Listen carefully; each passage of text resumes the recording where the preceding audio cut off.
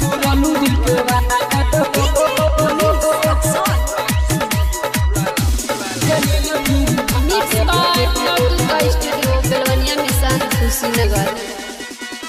तुरलू दिल के वायर हो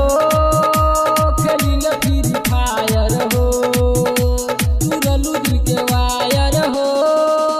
खेलिल फ्री फायर हो भगवान मजबूरी बनाव तड़ू दूरी भगवान मजबूरी बनाव तड़ू दूरी भइल जल कायर हो खेलिल फ्री फायर हो तुरलू दिल के वायर हो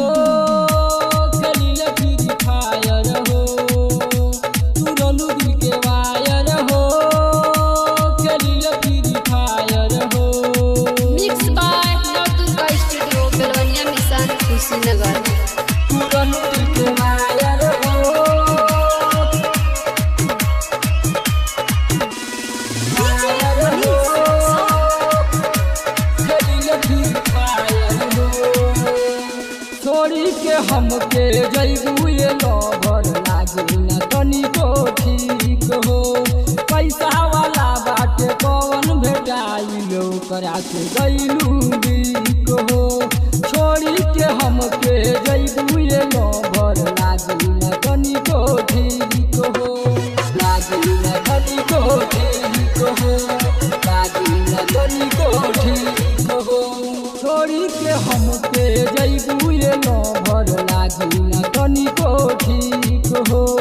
पैसा वाला बाटे कौन भेटाई ओकरा से गइलू बिक हो ई दूरी न सहाई जिए नदी जुदाई ई दूरी न सहाई जिए नदी जुदाई करत बड़ू घायल हो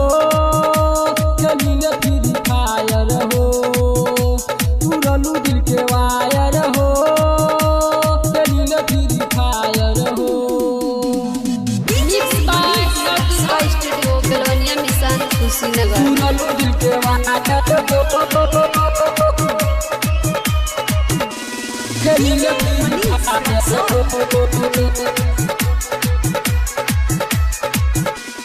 राति में हम तो सुते न पाए बेजा देव तोहरा याद में हमरा पतनी को तरसो न कैलू चल गइलू सैया के साथ में राति में हम तो सुते न पाए बेजा देव तोहरा याद में बेजा देव तोहरा याद में बेजा देव तोहरा याद में राति में हम तो सुते न पाए बेजा देव तोहरा याद में हमरा पतनी को तरसो न कैलू चल गइलू सैया के साथ कहे सोनू अखिलेशवा गइल कौना देशवा कहे सोनू अखिलेशवा गइल कौना देशवा सरमनु बनी शायर हो खेलिल फ्री फायर हो तुरलू दिल के वायर